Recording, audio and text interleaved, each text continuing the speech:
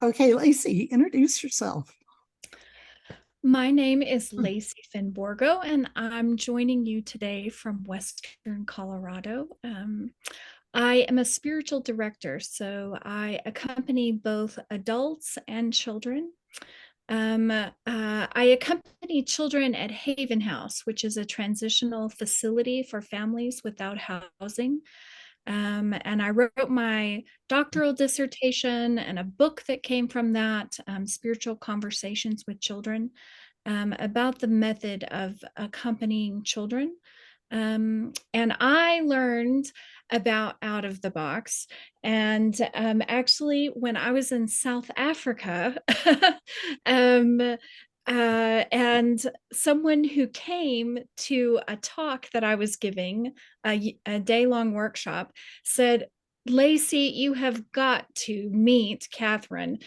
What you are saying knits so closely together, and that was absolutely true. And so I took out of the box training as well, and I use out of the box stories as I facilitate listening conversations with children, and sometimes listening conversations with individual children, sometimes groups of children, and sometimes families. So Kathryn. Yes, so I'm Kathryn from Sheffield in the UK. My background was originally in teaching and then as a godly play trainer. And then a godly play colleague, took godly play into secular place, into the workplace, and called it Deep Talk. That was Tula Valconnen. So I heard about that, trained with her, started training people in Deep Talk. And then really after we were coming out of COVID, we wanted to expand Deep Talk and take it, not just have it in the sand, but have it on cloth and have it on the woodland floor with sticks and stones and all sorts. And we wanted to create a movement of people to sort of use this storytelling method. I've been mainly working with children, but I also was involved in a 3-year project adapting godly play for care homes and people with dementia. So I'm interested in all sorts of contexts, but I'm a spiritual accompanier at the moment, and just really enjoy co-creating stories and finding out what other people are doing. So yeah, that's me. I should probably introduce myself just to complete Yeah. the set. I'm Lene Peterson. I live in Goffstown, New Hampshire. I've been doing Christian formation in various settings for about 40 years. I counted it up last time. It seems like a huge amount of time since I was in my 20s. And at this point, I do these kinds of meetings once a month with different topics, people doing all kinds of different things to help spread the word about all the different ways we can do formation. Thrilled to have all of you here. And I also do, I help churches who get stuck. I guess that's the best way of describing it. When churches can't figure out how to do formation or where to go with it, I sit down with them and help them figure it out and show them all the wonderful resources that they have at their fingertips. So, and I will turn it over to Kathryn. Thank you. I think it'll be good to go straight into a story, actually. So I'd like to give you an experience of an out-of-the-box session. The best way to understand out of the box is to experience it for yourself. But just to say beforehand that we're very comfortable with silence. So if there's nobody says anything when I ask, I wonder what you like and what you don't like. I'm not asking you what do you like about the way I've done it. I'm asking you what do you like about the story and the so don't try and analyze it, but you can be quiet as well. I'm very happy with silence if there's silence then. So yeah, and after that experience, then Lacy will invite us to sort of have a conversation really about what that was like, and what those principles of what you experienced might be really helpful in helping dialogue with children and helping children to find their own way and to find well-being. So I know you've all introduced yourselves, which is wonderful. So that's a sort of a circle building. We'd always start with circle building in Out of the Box, and it's all relational. So we've done a little bit of that just now. So we're going to go into the story. There's going to be a bit of wandering, and I'm going to do a bit of what's called community play as well. So until I've packed it all away, please take off all of those roles, those hats that you come with, all those reasons for being here, and just come as yourselves and experience this as a little bit of a retreat, hopefully, for you. I'm going to suggest that maybe we spotlight me just during the story. But then after that, I'll be unspotlighted, and then you can choose whether to be in gallery view or to pin speakers or whatever you want. But just during the story, if we spotlight me, if that's okay. I'm going to change my camera.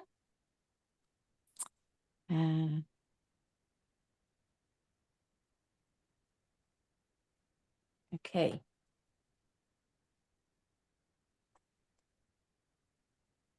So you might want to just get yourself comfortable in your chair, present, all the things that are going on today, just to sort of, this is a time just to be and to breathe. So are you ready for a story?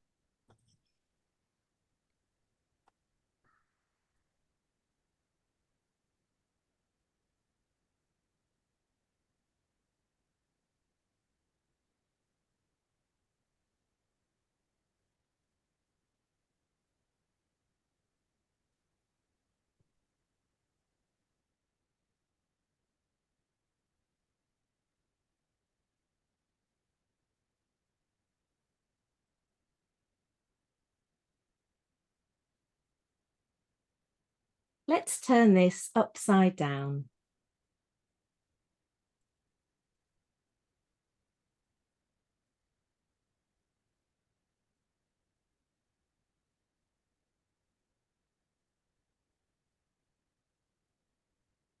Now we have time to breathe.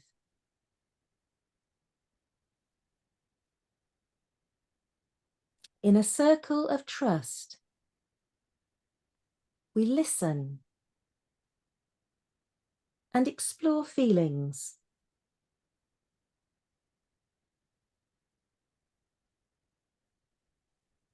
There's space to wander,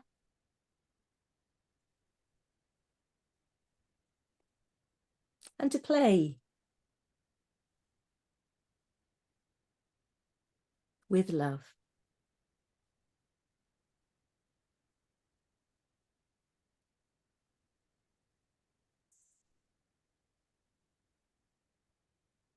Your story, my story, our story. Let's be curious about this story.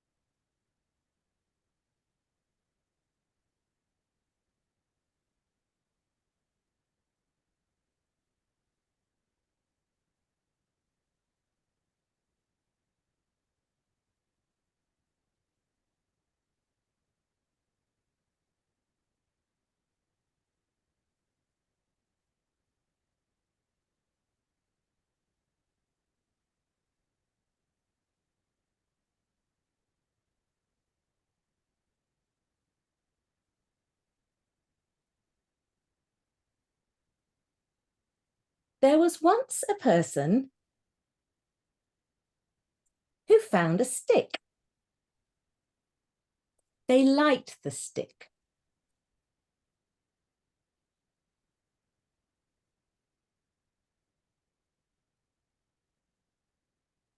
They threw the stick into the air and it landed in a tree. Oh, the stick was stuck. The person wanted their stick back. So they threw their shoe up to knock it out. But that got stuck too.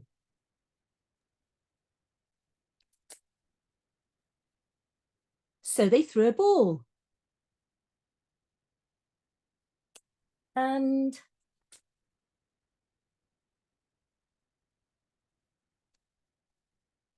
a bucket of water, which got them very wet. And still the stick was stuck. So they threw a park bench and a parrot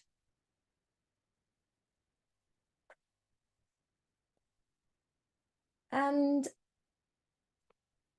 an igloo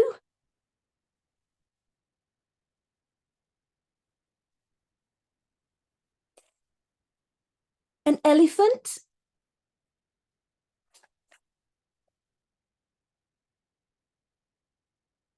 a spaceship,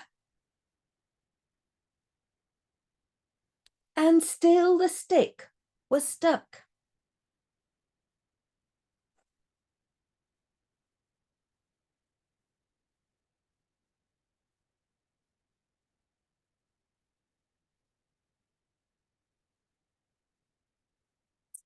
Oh, another stick.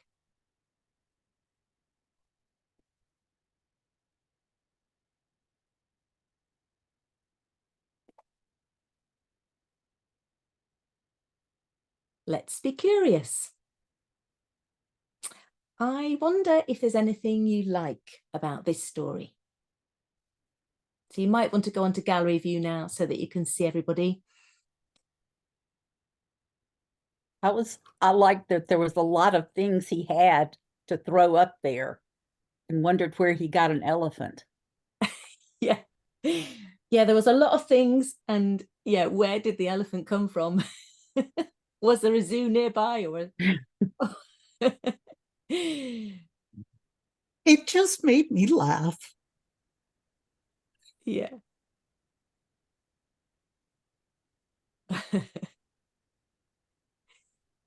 I liked when they got wet, when the water poured down. I was kind of curious about that spaceship and why it isn't stuck in the tree. And so now it's sort of become a sun beyond the tree. That's Ah, it was kind of fun what happened to that spaceship. yeah, it's morphed maybe from a spaceship into a sun. Yeah, maybe these things can be more than one thing.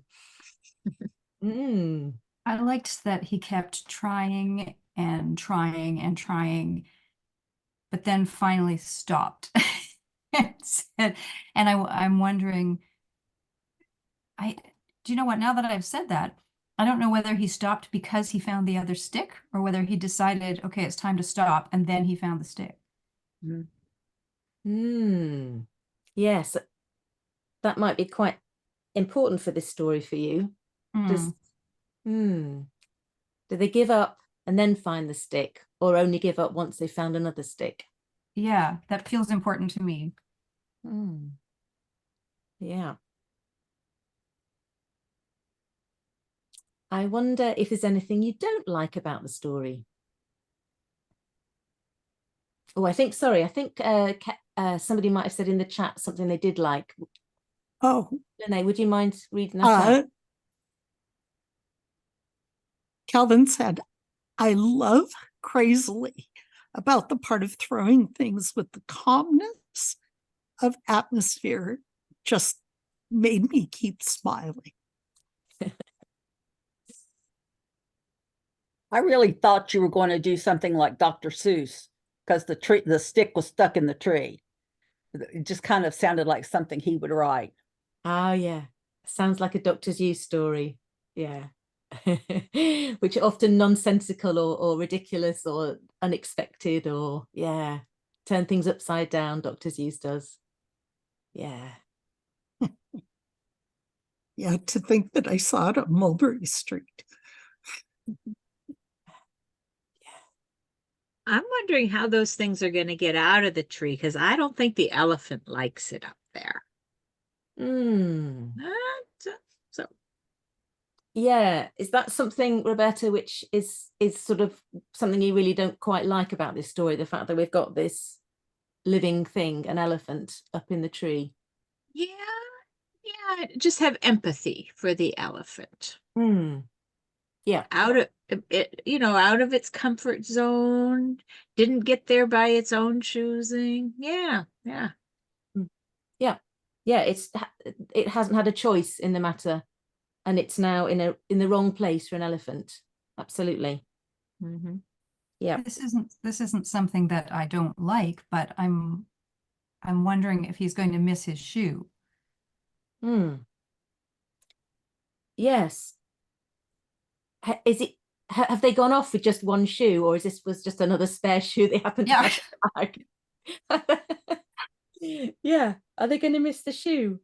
Their parents going to miss the shoe. Yeah. Yeah. So we've got an elephant that doesn't really belong here, a shoe that's now lost.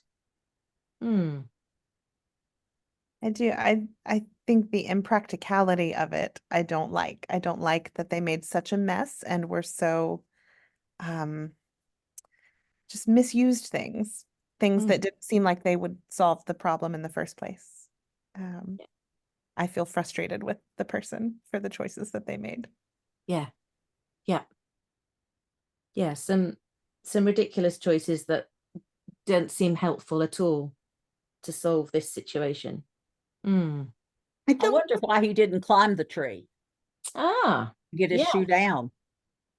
Yeah, so this could have been a different ending, not throwing these things up, but at some point climbing the tree. Yeah. To get the shoe down, did you say, as well? Yes. Yeah. So maybe throws the shoe up, it doesn't work, and then thinks, okay, let's climb the tree. Brings the shoe and maybe the stick down, and all these other things don't have to get thrown up. Yeah, that's another option. I guess that makes me think of something else, one thing that I don't like, and that's how the tree feels about having all this stuff stuck in it. Yeah. Yeah, absolutely. Yes, the tree. It seemed like he might have been well served to, or they might have been well served to consult a friend. Yeah, we could have maybe brought another friend in. Might have been helpful at this point if a friend had come and there'd been some sort of a consultation here. Like maybe I have a ladder, or and other resources might be brought to bear. Yeah, we could have had a ladder coming up. Other resources coming in, which would have solved the problem without damaging the tree and throwing the elephant up, etc. I have this feeling the story hasn't ended until everything's out of the tree. Okay. So the person who went off and found another stick, you feel that actually they need to come back? Is it their responsibility? I don't know if they need to get it out of the tree or if the things in the tree need to just figure out if gravity needs to bring them all down. Okay. Does the parrot need to fly? The parrot can fly off. Or wriggle the branches on the tree, and the elephant, the elephant can't hold, the tree can't hold the elephant, and he comes down, and that process would bring everything down. Okay, the park bench comes down, the bucket of water, I guess the water's come down anyway. There's a puddle on the ground. The igloo hasn't be melted. The shoe comes back. The ball. The stick. Does that come down too? I think so. Okay.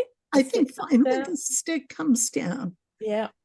and the spaceship takes off. I mean, Off it goes. That feels a Yeah. better ending to you, does it? Or we can take the ladder away now. yeah. Yeah. Calvin Awesome. says, I like the ending that is really simple, but upside down totally. It's like our faith could be really simple but complicated. And we always forget the simplicity. And Oh. it's there. However, we always take a long time to work by ourselves, forget that what might be out there. From out of the box to out of the tree. So Cowan is comparing this to faith and missing the simple and getting all complicated and going off on the wrong track and actually forgetting what's really important. I think that's what you're saying. Is that right? I think so. Yeah. So thank you. So I wonder if there's anything else that this story reminds you of. Could remind you of faith and how we can overcomplicate or miss the obvious. Anything else? I don't think it's just faith. I think it's just life. Walking through every day and trying to make decisions, and so saying making a mountain out of a molehill. That's what we try to keep things simple, but sometimes we just go off on these tangents. So I think there's some life symbolism there. Making mountains out of molehills and going off on wrong tangents. Yeah, it's life, our lives. I think that, I mean, the fun of the story is the playfulness of it. And at the same time, you want to say, do you really, what's your sense of sort of perspective? What's your perspective on, what does the stick cost you? It costs, it costs you your shoe, it costs you, and it costs a lot of other creatures. And so it's sort of, on one level, to me, there's also sort of a stewardship message in there. And that is how our wants, I want a stick, and look what I'm willing to sacrifice. So I mean, that's another way to play with it. Thank you, Roberta. So things to do with stewardship and what we want and the consequences of just getting what we think we want. Thank you. Is there anything else that needs to be said at this point before we look at this in another way? Anything else anybody wants to say?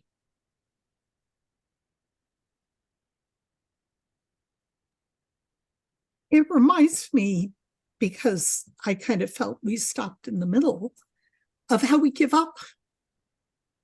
Oh, well, it didn't work, so I'm just going to give up rather than finishing the task. Okay, so this person decided to give up at this point and then found another stick. So it's reminding you of, should we give up, or is there a right time to give up, or should we keep on persevering, whatever? I think we have to stop and think about where we are in the process. Are we really at the end? Yeah. So some discernment as to, is this the point at which we stop, or do we keep on going? Or other people have suggested we bring in friends to help, different ideas, different resources. We have other endings of the story, climb the tree or come up a ladder, different things. Yeah. I also wondered if the second stick was any better than the first stick, or did he just settle for another stick? Yeah, it's this one will do fine, will it? Or maybe it's not as good. Maybe we should have needed it. Maybe we really do need this one, or this one's okay, or better. Yeah. Did the tree give him the sticks? The tree gave the sticks. Ah, because they maybe came from the tree. Ah, branches that had broken off in the wind. That puts a different perspective on, doesn't it? That the tree is given these sticks, and then, as we've said, then we've really ruined the tree by throwing everything up at the tree, and it's something that the tree had given. I'm going to put these away for a minute, the sticks and all the things that were thrown up.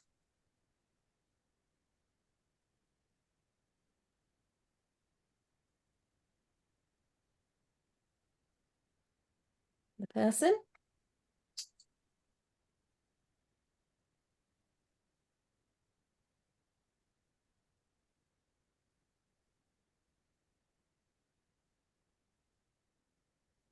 And I'm just going to give you a little bit of taste of how we might do community play. So after the story, and we've done some wandering with the children, it's their ideas that have come out, then we might do something which we call community play. So we've got these bits of felt here and different people, and there's some various objects in here. I'm sorry, you don't, we've got birds and fish and a blanket and a heart and acorns, rocks, feather, a few other bits and pieces. So these, oh, and some blocks as well. I've got some blocks here. And I'm going to invite you to create a landscape here, a picture of how your day feels right now. How does your day feel? And yeah, you can put anything here, doesn't matter. You don't have, you can say, oh, I just want, I don't know, you just might want a grey, one of these blobs, or a yellow. You don't have to say why, or you might want to say why you've put it down. It's up to you. I want the sunshine. Okay. It's cold here. It's, so this is what you'd like here. It's cold and you'd like the sunshine. Okay.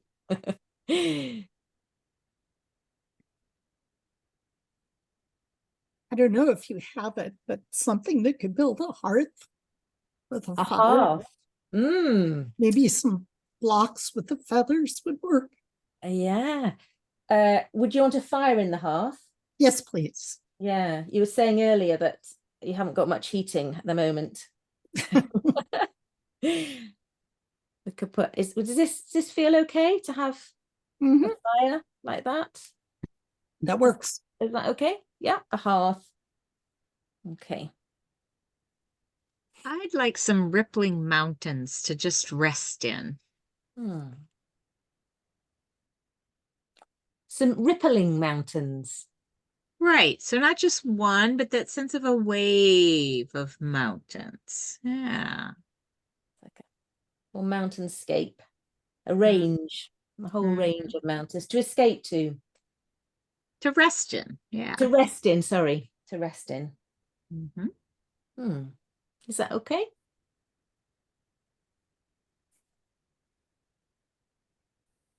And I love the little birds.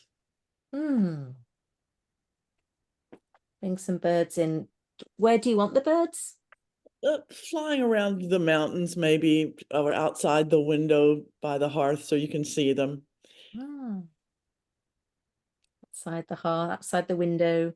So looking outside, seeing the birds and some of the mountains. Lots of birds. Okay. And Kelvin has written in the chat as well. Where does it say he wants to see a little person? I think he was going back to what we were talking about before. Okay. Other than keep throwing things, we might learn how to climb up the tree, but it might take time. Why is the stick person important? Why is the stick important to that person? I wonder. Enlighten. Ah, And then he says, I want a little person under a color of orange. a little person. So we have got very little people here, actually. So we've got these little tiny people, and we've got these ones. I don't know which you're meaning, but or maybe I'll put this one underneath orange. Sort of like a blanket, I'm sort of thinking. Ah. So is that lying down, Kelvin, or sort of underneath? Is it like, do you think it's like this underneath? Said tiny people lying down. A tiny people or persons or one People. tiny, lots of people. Is that right, Kelvin? It says people. People. So lots of little people lying down under the orange. I hope this is right. This is the wonderful thing about doing Zoom. If you were here, obviously you'd be getting your hands Yes, that's material right. and doing it yourself. That's okay. Lovely. We've got some people under orange. Great. Thank you. Is there anything else before we think about what we want to do with the story in this? Anything else that we need here to show either what your day feels like or what you might need in your day? So we've got warmth and a hearth and a place to rest in the mountains and birds to look out at the window and birds in the mountains and people under some orange. Could we just add some water? I'm wanting the rest of the mountains, but my rest is water. Maybe yeah, something flowing looking. Flowing, like flowing down from the mountains, or yes, I love that. It's connected. Okay. Let's have some flowing, something flowing from the mountains. Okay, and flowing off here. Lovely. That's nice. Great. Okay, so I wonder, just to finally, and again, this is something that you can be doing your own thoughts about after we go from this. But I wonder if there's something, if there's a stick in your life. I wonder if there's a stick, what that stick could be. So it could be a stick that you feel like you've got to keep on working to get. It might be that you need to keep on doing the same thing, or maybe you need to ask for advice, or maybe you need to think of different ways of getting it down, or maybe you need to leave the stick and just go off and maybe find a different stick somewhere else. I don't know what your stick is, but if you want to just think in your heart about that, or if you want to say anything out loud, then you can. Now's your chance. So think about what that stick might be for you. Kindling. Kindling. Put it in the fire. Sorry, I've got a one-track mind right now. You need warmth. You need warmth. We were saying earlier before people came on, she needs some warmth in her house. We had to have our furnace taken out and a new one put in the last 2 days, so we haven't had any heat. So our wood stove has been our only source of heat. So I'm kind of focused on that right now. Yeah, absolutely. But actually that's something, a very real need, isn't it? That you need warmth. So that's really important. Yeah, that's what's top of your heart is the warmth you need. Yeah. Does anybody else want to say anything, or you might want to place yourself somewhere here? So you can, we've got some people here already, or you might want to put yourself in this scene just in the last couple of minutes, if there's anything that needs to be said or done.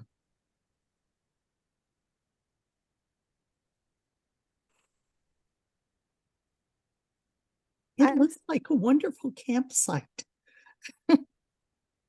Kathryn, could you tuck me in next to the fire, in between the fire and the water? Any particular pose of person? Do you? Doesn't matter. Okay. Between the water and the fire. Is here okay? Perfect. Thank you. Okay. I don't know where to place myself with this, and I don't know that I need to, but I noticed, having engaged this story before this, what I noticed this time is that my sticks, what they can be, is vocational. I introduced myself as having been a congregational minister, and now I'm a chaplain, and I haven't thought of those roles in the context of this story before. So I just love that it came out this time when it didn't come out last time. So. Thank you. So you're thinking about vocations and how that connects with this story. You know, at the first of the year, I spend time thinking about what I want the new year to look like and where I want to focus my attention. And I appreciate what this story, how it helps clarify, okay, am I throwing sticks up in the trees with this, or am I really moving forward on the path the way I want to? And it's lovely to be able to reflect on this story at this time of the year. Good, thank you. Joanna, did you want to add anything? You can just put it in the chat if it's easier.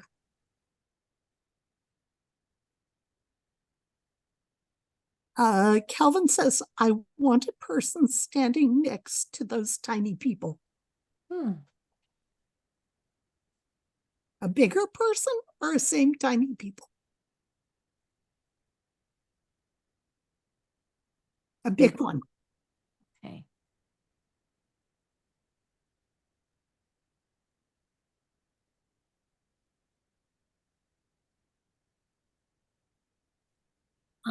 I want to be up in the mountains at the very top. The very top. I want a really good view.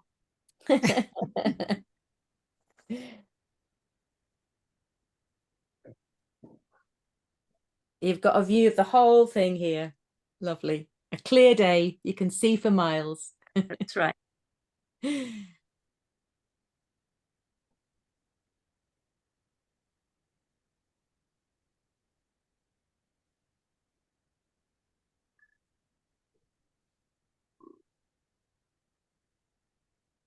I wonder where I should put this stick. Is there one place to place it?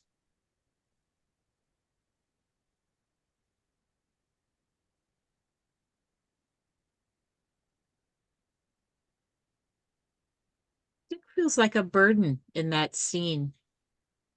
The scene feels restful and present and grounded, and the stick feels distracting. Should we just pop it away then? Maybe we don't need it in there. I could see putting the stick in the water and just letting it move on along. Oh, You is that know, all right? Yeah, that's another way of just letting it flow to move where it needs to go. Here we go. It's flowing along the river. Calvin says, recently, I've been a little stuck in what I'm going to do in my ministry. I got some enlightenment today. That's good. It's today for him, tonight for Wonderful. So we'll let the stick flow away, go where it needs to go. And for all that's been said and for all that hasn't been said, thank you.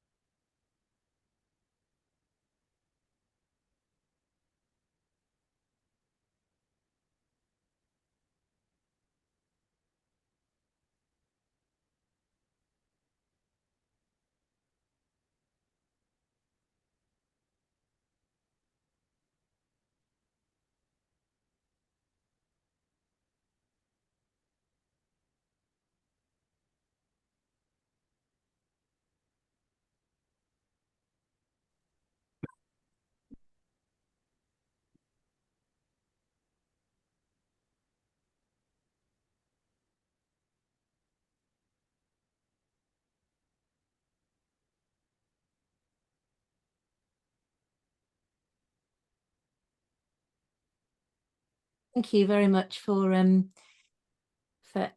engaging in that. And so we've got time now to for Lacy to lead us in some conversation.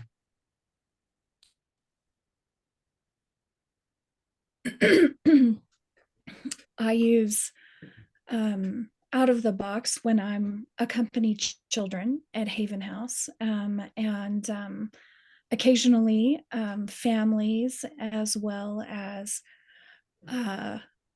some of the staff when we come together for staff retreats. And I noticed that one of the important parts of spiritual formation is a growing awareness and a growing connection.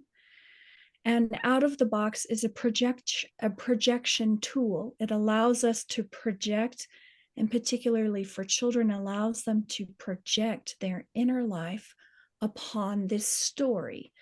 And then through that projection, they are able to do these two things that are faith forming, which is to recognize and respond. To recognize and respond to their own self, to recognize and respond to love or the divine other as they see or encounter, and to recognize and respond to others within their social context. And in that growing awareness and connection, faith is being knitted together, that relational connectedness. So I'm wondering, as you participated in the story and entered in, what faith formation connections did you notice?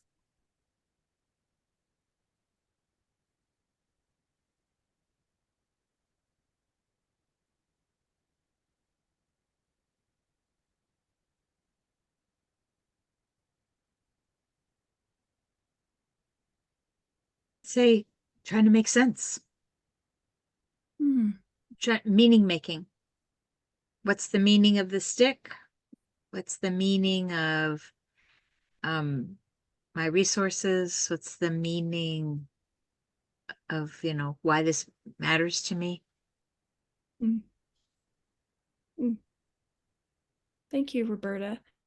Yeah, and I think it's particularly helpful for children. So we know, and you all know this, I'm telling you what you already know, but that right hemisphere is where that faith is first beginning, where it's taking root, getting its neurological footprints. And then, so what Out of the Box helps a child to do is that before it can sort of move to the left hemisphere and begin making some of those connections, it gives them an opportunity for language, whether or not they can articulate it or not, but it helps them to make meaning of things, a place to project. One other thing that I really love about Out of the Box is the ritual. And that's true of godly play. But I heard this definition once of ritual as it's a place to park our feelings. And I think that's so true, especially as we lay the circles and we say the refrain. It's such a place to invite a child to park their feelings, to give it expression, and sort of to get it to a place where they can get some tangibility around it. So anyone else, do you see any faith formation connections as you engage today?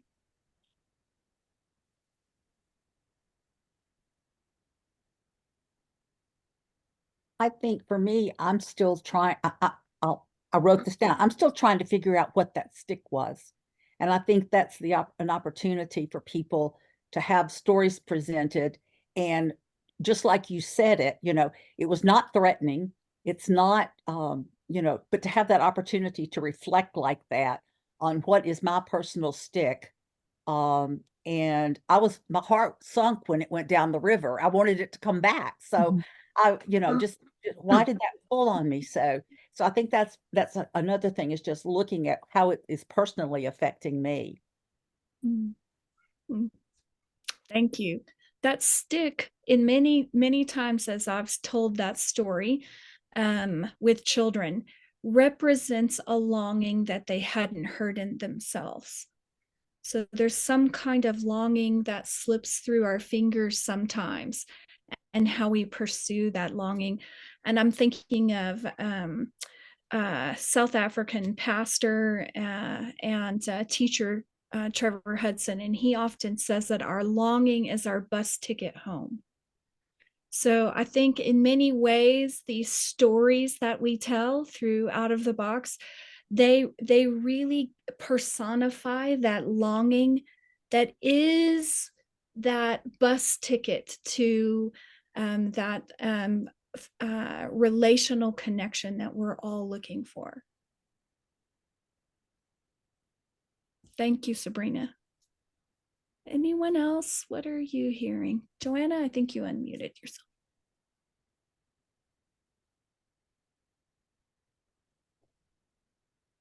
It was just automatic. I didn't do it for a reason.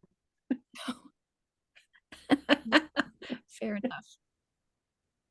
One thing that struck me was just how hospitable the story and the telling was, from the ritual welcoming to the amount of space that's created for people to respond. But I'm very introverted, and it also takes me time to process things and put them into words. And I didn't feel pressured or anxious the way I do in some settings. And I think I connect that with faith formation as well, that space making. Mm. Thank you. Thank you, Laura. I think you put your fingers too on the pulse of what helps out of the box stories get its bearing in where the child is at this moment. So it comes from their own lived experience and their own wisdom, which they are projecting upon the story. So it's not something that's coming from outside, like a precepts that we want them to know, etc. But it is their own experience, their own lived wisdom. And as Laura said, it requires a spaciousness to emerge.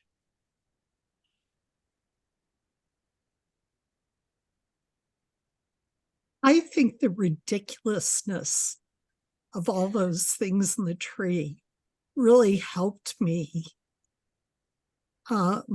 let go, to not try so hard. I mean, I was laughing.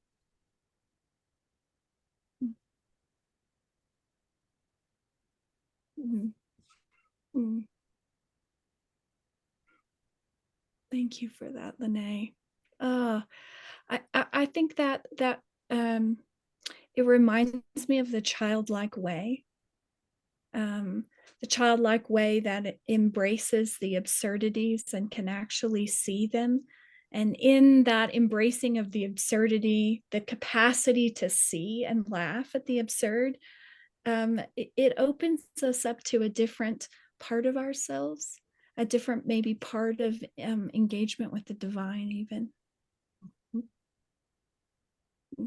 Thank you.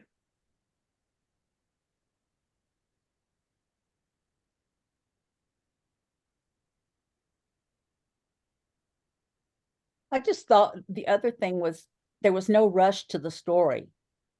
There was that time in there, and I think that ties in with Laura's, just having that space. But the story was not rushed at all. It was very allowed you to breathe. And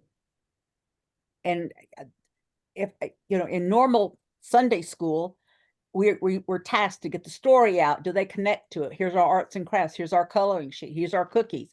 You know, and you only have so much time, and you just run through that stuff. And this is so different and freeing that the story is the most important thing.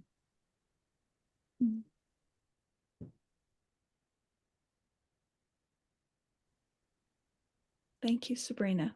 Yes, it definitely allows us to keep pace with the child, with the children who are in front of us, rather than running ahead, or teaching an agenda. It allows us to keep step one at a time. Yeah, thank you. Can I just say as well that it's in Out of the Box, sometimes it might be that you give a child space to carry on wandering using, you know, if you response sort of materials like pens and blocks and playing with the materials themselves. So lots of space to do their own imaginative play rather than anything product driven. So it's all process. And yeah. Can I just welcome Ellie as well? Hi, Ellie. And I know I asked Ellie to come along if she could come. We've just shared the story of the stick that got stuck. So I know you've got some, maybe a bit later on, you've got a few things to share about how you've used the story as well. But glad to. Yeah. Do you want me to do that now? Yeah, could do. Up to you. Okay, I just told it actually this past week with a little boy, an 8-year-old boy, and at the end I asked what he liked about the story, and he didn't have anything. But when I asked what he didn't like it that the person gave up on the stick. And so we did like some jumping jacks and turned around 3 times and sat back down and he started playing with the story. And he said he started to take the person and have them climb the tree to get the stick.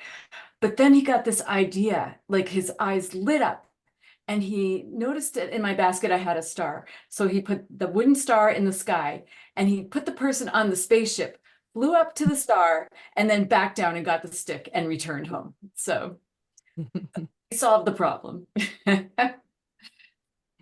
But it was a fun way to see his thinking.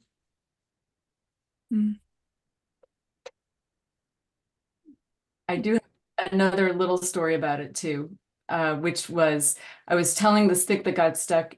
I do tell other stories, but that is a favorite.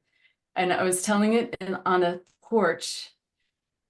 It was dusk. It was getting dark out, and we were outside because someone in the family was sick. And I told the story, and then we moved and I asked him what would he change about the story, or where would he like to be in the story? And he jumped up with excitement and disappeared into the dark, and I couldn't see him anywhere. And I was like, where are you? And he had climbed a little tree. He was the stick. And he said, oh, I just got wet, a bucket of water. Oh, a shoe. Oh, I don't know what else, a park bench. And so I said, okay, I'm sending you a spaceship. And he jumped out of the tree and came running back, and we just laughed together and just totally enjoyed that moment. So it was, yeah. It went from me being totally like, uh-oh, I lost him. Where is he? To a wonderful interaction. So it was a great. Ellie, can I ask you a question? Ellie and I teach a children's spirituality class together over at the companioningscenter.org. And Ellie serves as a supervisor for spiritual directors in training. So who work with children. Ellie, we often talk about in spiritual accompaniment with children that we're listening for what is good and beautiful and true, and helping children to hear those threads in their own lives. With these 2 kiddos that you had the opportunity to share this story with, what did you hear, or what did they hear? Well, with the first story, I just what I noticed that for him, perseverance is really important. And that's like a deep part of himself. And I've seen it in other things. He's very careful about completing things and putting things away, and which is kind of unusual for a 7-year-old or an 8-year-old boy.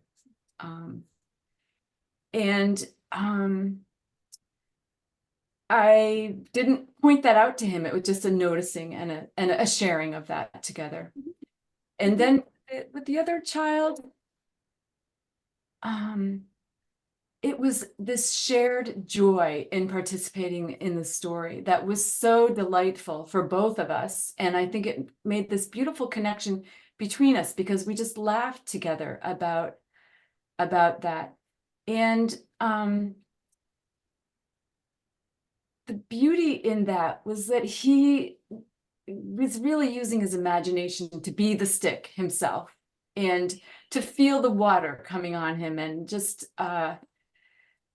yeah, there was this real sense of a true self, himself, just jumping into that story wholeheartedly. So I guess that's what I would take from both of those experiences. And it was the tool of the story that was really helpful in opening this up for me to see this part of them and for them to express it to me. Thank you, Ellie. So they were both able to sort of bring their true self to and discover maybe and maybe I can even just name one other thing that when children too have someone who will keep company with them in this story, their early kind of pictures of the divine or how they see or experience the divine are formed from adults who are giving them who are the authorities. And there is a power differential always between children and adults, and we can do what we can to level that and equal that power differential for sure.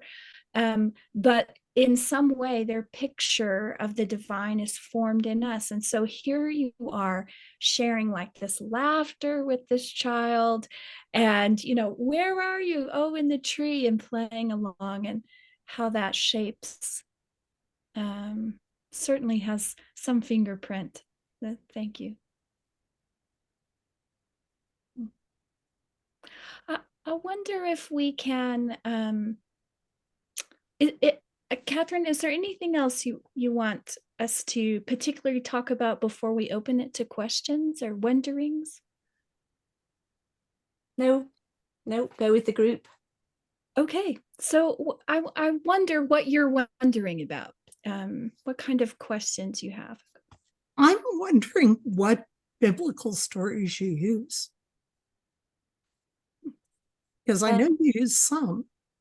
Yes, so this whole process of Out of the Box is a collaboration of storytellers. So the first stories that we developed that were we call the wisdom stories. We've got 49 wisdom stories, and The Stick That Got Stuck was one of them, which was actually inspired by a book by Oliver Jeffers called The Kite. But it has a different ending. So in those wisdom stories, we can do what we like with them in a way. We can have an inspiration, like I mentioned before. One of our inspirations is Mira and the Big Story by Laura Allery, and there's got some similarities with it, but we can change it. We are at the moment developing biblical stories, because quite a lot of our 450 members, most of them come from the Christian faith tradition at the moment, because a lot of people have come from Godly Play in it. So they want to use biblical stories in their churches and faith formation with children and adults, and intergenerational. So this year we're really putting a lot of meeting on Zoom, meeting with story writing retreats and things to develop and represent the biblical stories. So last week we were looking at the parable of the pearl, and in December we're looking at the parable of the three servants. We've done creation and Advent and Christmas and Lent already. So it's in process. It's fascinating work though. really fascinating looking at how you represent a biblical story, much harder than the wisdom stories that we've done, because we could play loose with them because we weren't saying it was this or that. Now we are saying it is something from the Bible, and it's wonderful, fascinating work. But we work with biblical scholars as well, and people who really know their stuff, and working with people across the world, so that, because people have very different views on it, depending on the culture you come from, or your neurodiversity or whatever, and so it's very cooperative work.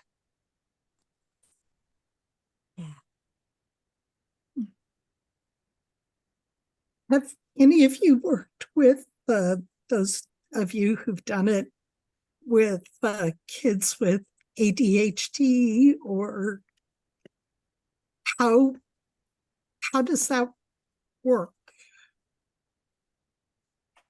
How do you find that? Yeah, I often work with kids with ADHD. I've worked with children on the neurodivergent autism spectrum, and children who have experienced kind of acute trauma as well, since I work with children at Haven House. I will say it is more complex to work with more than one child who is neurodivergent. It's I would, not impossible. I think a clarity and simplicity in boundary and turn taking is helpful, just so that they know when and where, that we're really clear about that. And generally speaking, working with the population that I do, working one with one feels safer for the child.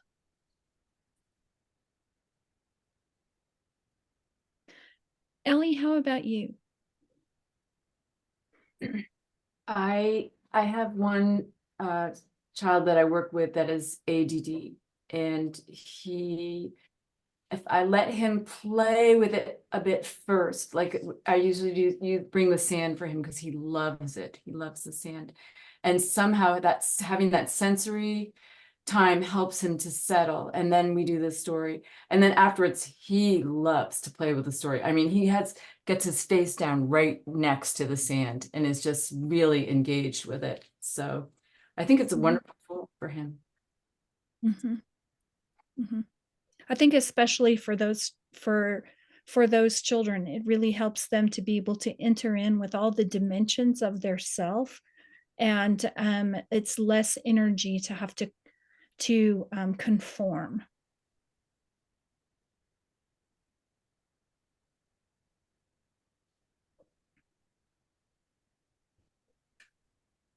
Other wonderings or questions? I think the intergenerational circles are interesting circles, especially when I have a family. I recently had a family of 2 children that had just been reunited with their mother and they had been in child protective services and foster care. And so they needed to have some commonality. And so we told to establish some commonality and to be able to express how they were feeling in the transition. And so I started with the being with story, and it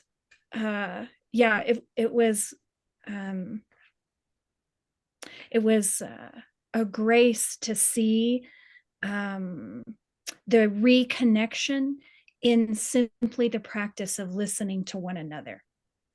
So listening to each other's expression of what they liked and what they didn't like almost gave them a common language to take with them as they left.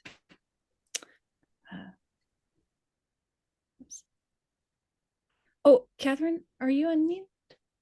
Yes, I just muted myself. I think the whole purpose of Out of the Box really is to learn how to be with each other. or to sometimes rediscover how to be human, and to be with each other. So Tula Valkonen, I mentioned earlier, this is a type of deep talk, and she just talks about it as being a way of inner dialogue and dialogue between people. So it's all in the relationships, and what you were just describing there with a family. Really, the story is sort of secondary, I would say. I would say that the primary thing is the relationships and how we listen to each other, how we respect, how we trust each other, how we learn from each other, how we find our own inner wisdom, how we laugh together. All of that is the key of it, and that's how we see the divine. I think, like you were saying before about, you know, that relationship between the adult and the child. You see the divine by how the adult treats you as well, and we see the divine by how the child is. So it's a mutuality in the relationship, and the story is just the springboard to enable that to happen. So it, yeah, and I think, and what the storyteller's doing is showing to the child or to the group, you are courageous, you have clarity, you're seeking connection, you have compassion, you have that divine within you, and I trust that you do, and giving that space to find that wisdom. And I think that's the biggest gift we can give as a storytellers, is to say to people, I trust you, you've got it, you have the divine spark in you, and this is a courageous, kind space that we can be like that to one another. Yeah, is it easier to work with children or adults? I like working with both, really, and I think I think some adults are a little bit reticent to begin with because they're not used to entering into that imaginative space and letting go of control and connecting with their feelings. Some adults, so maybe they need a little bit more scaffolding than some children. Children would generally naturally just away and going off on their own wonderful worlds, which is great, and adults might need a bit more scaffolding to do that. But once adults get it, it's great to work with adults too. I love working with adults with this. I'm not remembering her name, but wrote a book on using godly play with adults, and Grace is in the title of it. And she also talked about, particularly with millennials and other ages that don't want doctrine, and often, and she was talking about when people are re-engaging with faith or entering into faith for the first time, but as adults. And she was talking about using godly play as a way to invite people into those conversations. And she suggested a series of stories, but I'm actually more curious about how one might do that with Out of the Box, in terms of how stories are told there. I have no idea which stories I would tell, but that intrigues me, because you're inviting people into experiencing the holy, to naming, what Lacy was saying earlier, that sense of, my words would be resonate. So something resonates with you, and learning then to have language for it. And I thought her premise was right. And that is that we hear over and over that what younger generations want is experience, not content, not dogma, not doctrine. Anyway, so that, as we've been talking, that's a thought that's been going through my head.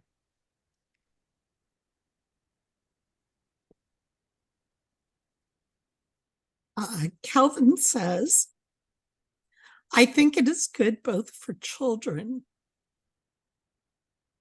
Think they have thinks that they know a lot, but don't have time and space to listen.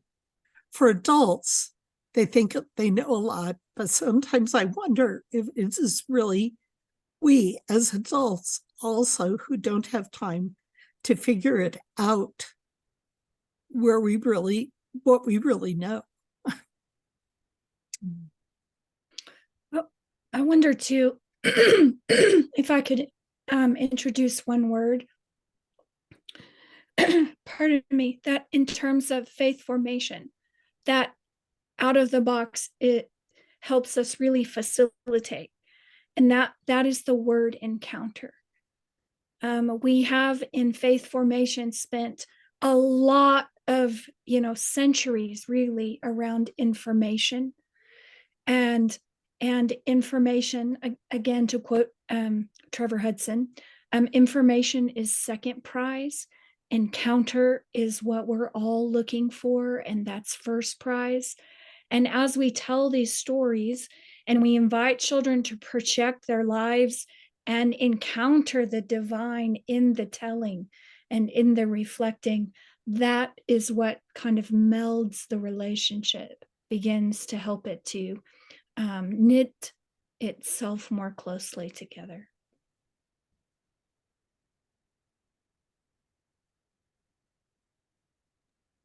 Yes, and I think if children and adults are enabled to connect with their feelings and their heart, then and to trust that, then they will be able to encounter God in other time, not just in the out of the box sessions, but you're almost, it's almost a place to do that, so that then when you're outside or by yourself, hello, or wherever you are, you're trusting that in yourself, that there is the divine. You can recognize it. Yeah. Yes, because we're not having to look to authority for it. There is that connection between us and God, and yeah, I think it's that finding that inner wisdom, which for me is really important. Mm. Yeah. Hey, Claire, can you introduce your companion? We were just having a talk about whether he was going to stay or go. You tell him your name. Hello. Hello. What's your name? My name is Peter. Oh, Hi, Peter. you're using a silly voice right now. I was just asking him if he wanted to go get Mira and the Big Story off of our show. I don't even know what that is. Okay, well, I'll have to remind him. Okay.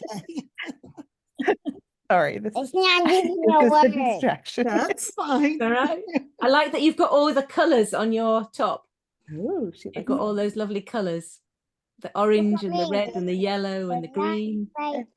He said you're from England, right? I am from England, He's- yeah. he's hearing your I knew accent. that because you were British. Uh-huh. Speaking Britishly. And you're from Florida, aren't you? Yeah. Yeah. I don't even know how to talk Britishly. I don't know how to talk how you talk either. It's good that we've got all these different accents. It makes it very interesting, the world, doesn't it? It's wonderful. It'd be very boring if we all spoke the same. Yep. Yeah. Got several accents here. There are. Yeah. You got Sabrina. Yeah. Same.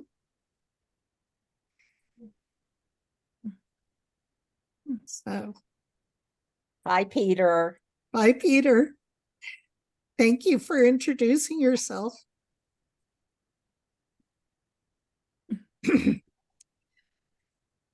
Are there any other questions, wonderings, or wisdom? I mean, we have a whole room full of wisdom here. I was sitting here thinking that other than the triangles and the what looked like water, everything else was just kind of a piece of cloth. I mean, it wasn't like it was a specific, you didn't throw a real shoe up there. You didn't have, I mean, it was just, you had to use your imagination to make that work. And I thought that was so interesting, that how easy kids can do that. And, if you're going to throw a shoe up there, I want to see a shoe. I don't want to but that would not work, that it's much better to not make it something and name it, that's a shoe, because it could be used for something else. But I thought that was really interesting, that how easy it was material wise. Your materials were very limited. And that's an also benefit for people that are going to be doing this on their own. So yeah, absolutely. And what we wanted to do, so I used to have a godly playroom, and every single story is in its own basket or box, and it's beautiful and it was wonderful, and the children came in every week and they were surrounded by these lovely stories, and they picked them off the shelves and did them. It was just wonderful. But practically, if you're going to take it into a care home or a school or one-to-one with people, or take it into the woods, you just need to have everything with you. So you can put this on a bicycle and all the stories come out of this one box. And it also means, I think, if you have something which is a mountain one day and a shoe the other day, it enables us to use our imagination, to think out of the box, to hold paradox. And I think Jesus, well, in all his stories, he was asking us to imagine, what if, and give these ridiculous scenarios, and we have to use that imagination to think outside of what the world is telling us, turn things upside down. But you don't even need this. I mean, you could just take, I've got some things here, just cones, and these could be your people. It doesn't, if you're on a beach, then use shells and seaweed and rocks. If you're in the woods, use feathers and leaves and twigs. And then you've got the whole of the woodland for children to play. So it's just loose parts play, really, where something can be one thing and then another thing. Yeah. Wouldn't it be fun to do it on the beach and ask the kids to bring everything? Yeah. So beach combing first, and then absolutely. And then tell your story out of what they found. Yes, they're doing that in Jersey, on the Isle of Jersey, doing some ecotherapy and using out of the box. As well as wanting to create the Christian stories, we're developing lots of environmental stories at the moment to help us to think about the way that we're using our planet. But that again is about connection with our heart and the planet. That's what's going to change how we use our resources, is how we feel about them and how we feel about the nature. My kids are adults now, but when they were young, we did a lot of traveling in the car in the days before videotapes or anything. And so we would tell stories. They would throw 3 words at us, and we'd have to come up with a story, and they'd try to make the words as crazy as possible. Kind of like beachcombing. And I found myself at the end of that, where we had the mountains and the stream and everything, wanting to do what I did with the kids and tell a story about it. How did all these people get here? What are they doing? How are they related?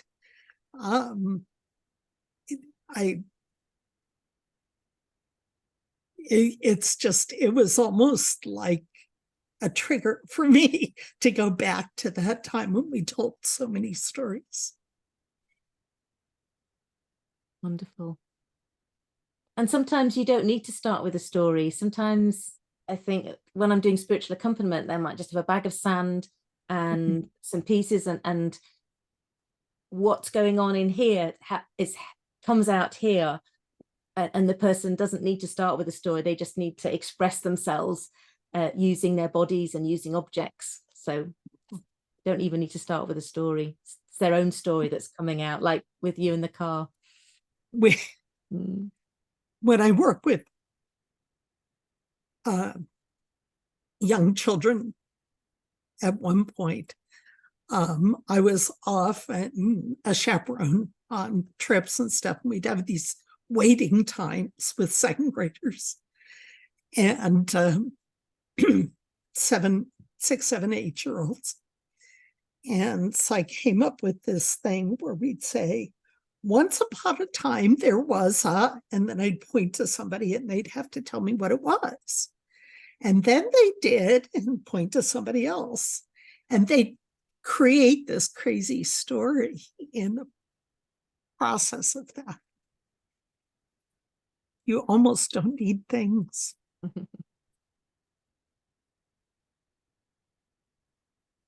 Well, we have been here for an hour and a half, believe it or not. It's flown by. And I want to thank Kathryn and Lacy and all of you for coming and sharing with this. And